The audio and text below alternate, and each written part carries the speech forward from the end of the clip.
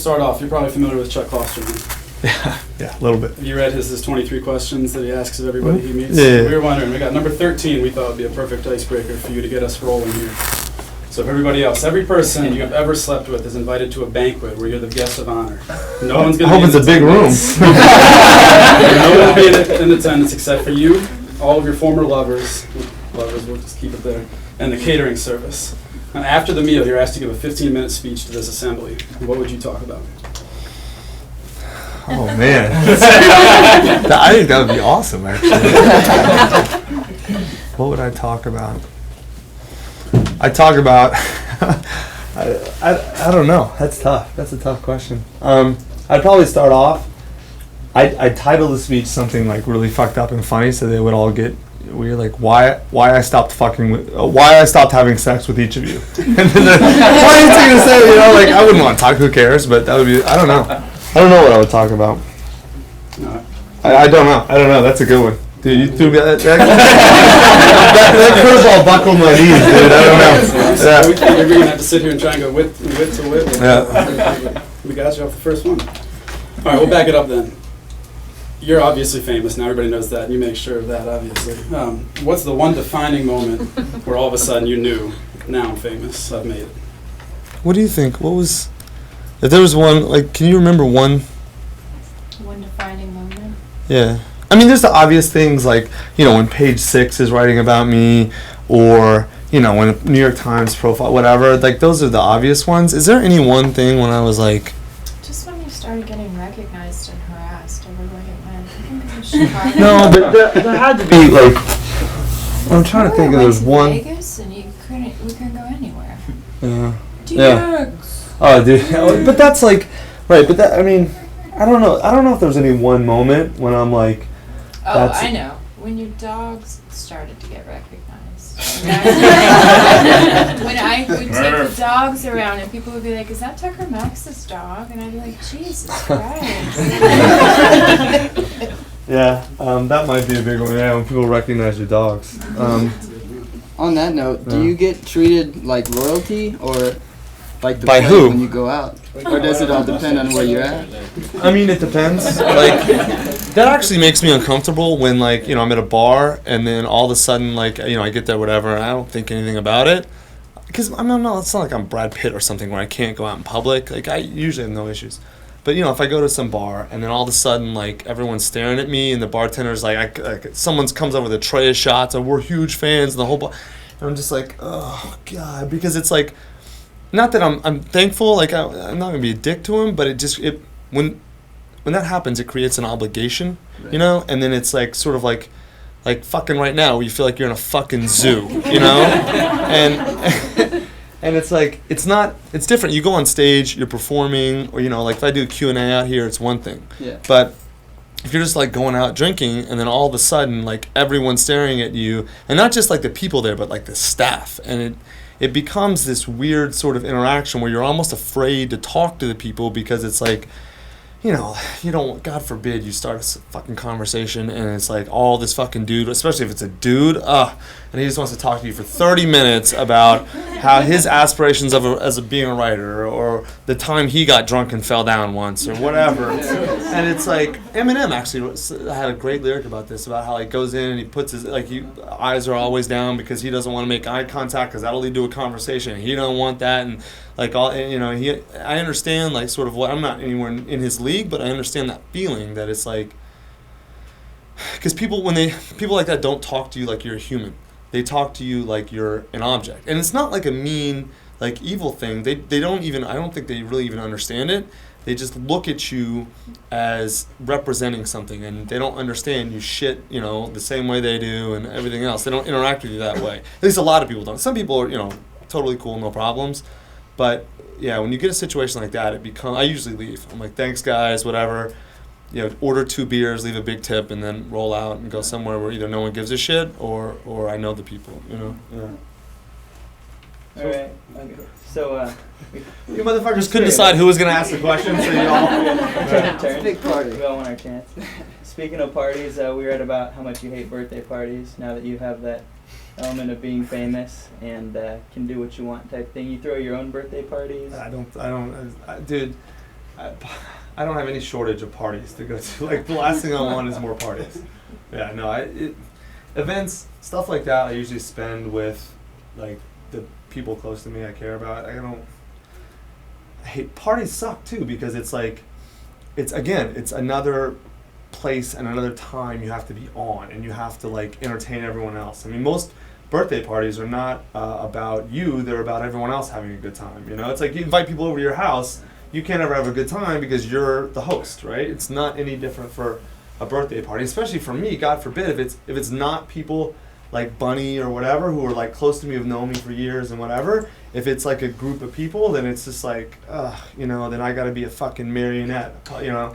And I hate that shit. There's nothing I hate more than the feeling that I have to perform for somebody. I'm not a comedian.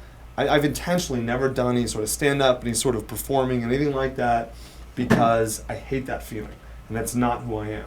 Like, I'm very good at going out with my buddies and being who I am, but when people look at me not as just some fucking obnoxious dude at a bar, but this is Tucker Max, it fundamentally changes the alter act. It's no different than bringing a camera into a bar.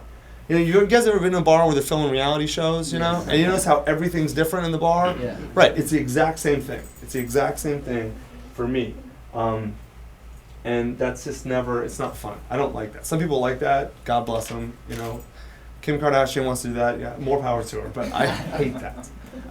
I cannot tell you, you can ask my assistant, I don't know how many reality shows I've turned down in the last 5 years, but every single one has come, except The Bachelor. Every single one. Survivor, I mean, all of them have come to me and offered me, some of them a lot of money to be on the show. Endemol, which is like the big reality producing show, they've come to me with 50 different ideas. And I'm like, are you guys fucking stupid? Like, how many times do I have to say no before you're gonna get the fucking picture? And I don't even think it'd be that good, but whatever. Yeah, so no, I don't do that shit. All right, so we've read, you know, when you were in Chicago, you used to play basketball with the president. Obviously, wasn't the president at that point. People right now on Capitol Hill are signing up months in advance to get that kind of opportunity. So talk about that a little bit. Do you know, when I was in Chicago, Derek and I were talking about this. Yeah. In the book, D-Rock, who went to undergrad with me, she's friends with Derek too. And Derek used to play ball with him more than I. My buddy Derek is funny. He's like this brilliant guy I went to undergrad with. And he met Barack. Derek was a sophomore and I was a freshman. So he knew him when I got there and was playing with him. And he, for like 3 years, Derek called him Brock. Because the first time he met him, Derek's like from upstate, like rural upstate New York. And so the first time he met Barack Obama, he had never heard the name Barack. So he thought he said Brock, which is clearly like the whitest, most Minnesota fucking name there is. And he's like, all right, I don't know, I guess this guy was adopted or something, who knows, right? So he called him Brock for like 2 or 3 years. And then when he was running for state senate, we were, in school, and Derek's like a hardcore liberal, and Barack at that time was even more liberal than he is now. And Derek went to his fundraiser, was like, I congratulate, whatever, talking to him, and said, I'm great to see you doing well, Barack. And Obama goes, Derek, my name is Barack, not Brock. And Derek's like, right, Brock. He's like, no. B-A-R-A. Like, he's like, really, Barack? What the fuck kind of name is that? Yeah, so, dude, I didn't think about it much when I was playing, because he was just a law professor, and he was a nice guy. He had pretty good basketball sense. He couldn't D me for shit. I could break that no problem. I never, he wasn't, there were a couple law professors who were fucking dick. You guys know who Richard Epstein is, right? Oh, yeah, okay, he used to play every day too, and he was an obnoxious, fat piece of shit. I can't tell you how many times, he would set a moving pick, and I'm gonna fucking hit you in your mouth. And who else would play, you guys might know? All you guys, who you guys read, I used to take, I knew Cass Sunstein really well. Dennis Hutchinson, who edits Supreme Court Review. He was my mentor actually, in law school. Who else?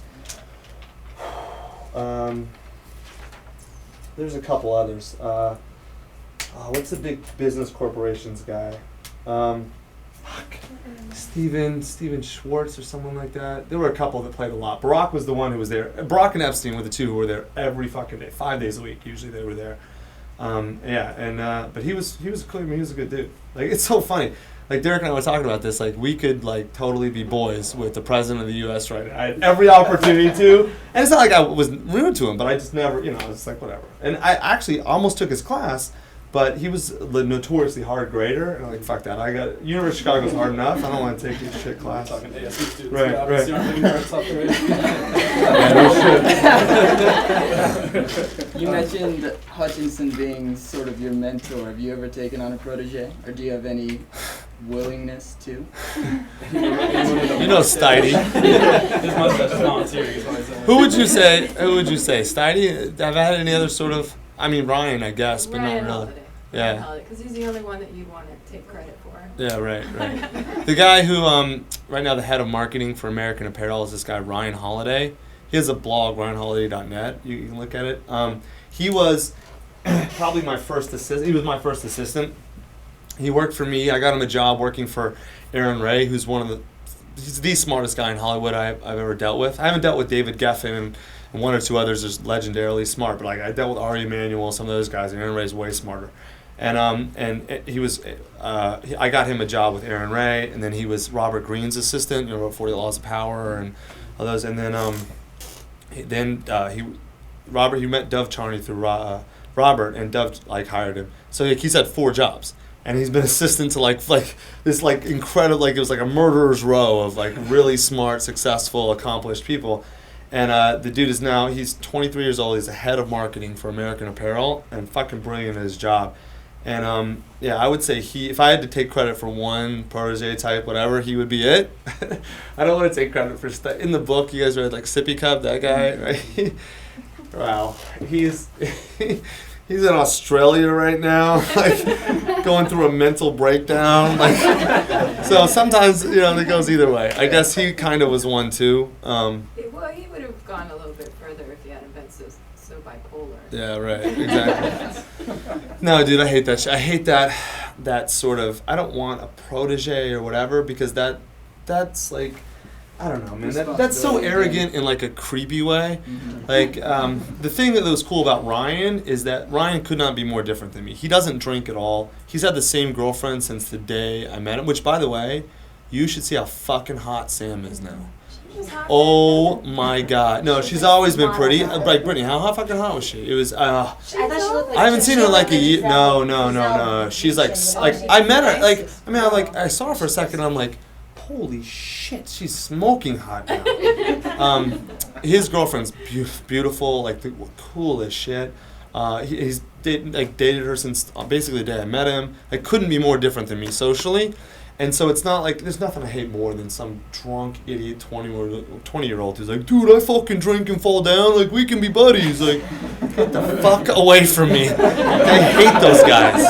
Hate those. I mean, they're greatest fans, whatever, shake their hand, take a picture with them. I don't want them hanging out with me. Right.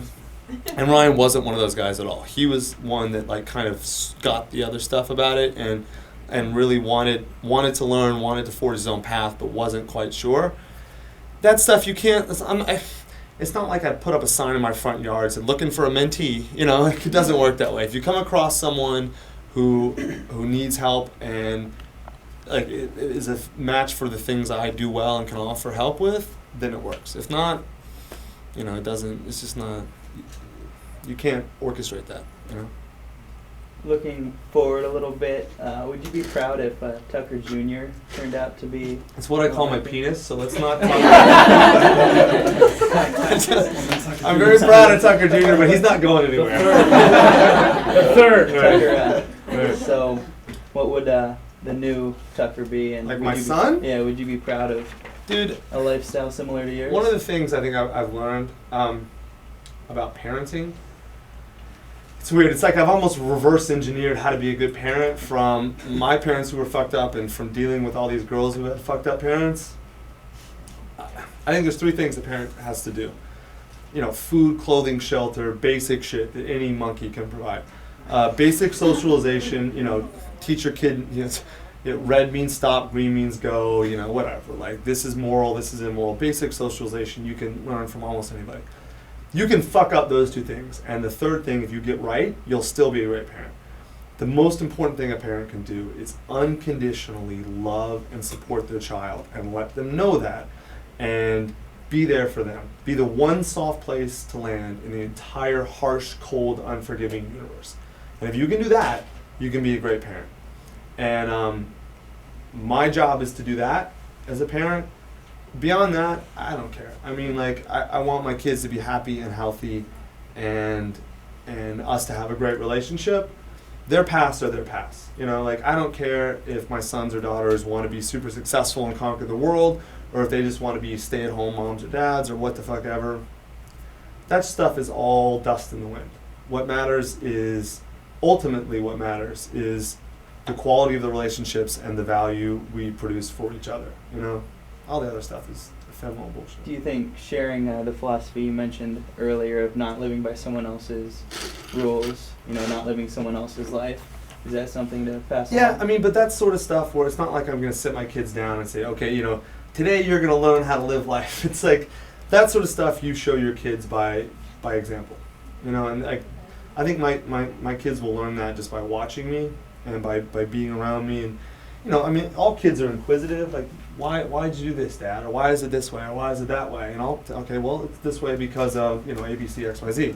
But even that idea is still, some people are just made to be sheep. And that's cool. Like, there's nothing wrong with wanting to go with the flow, wanting to just have a very normal, basic life. If that's who you are, that's who you are.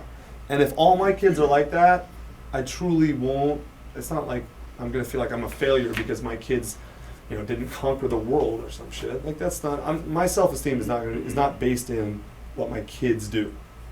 It doesn't make me, parents like that are fucking terrible parents. Those are the worst.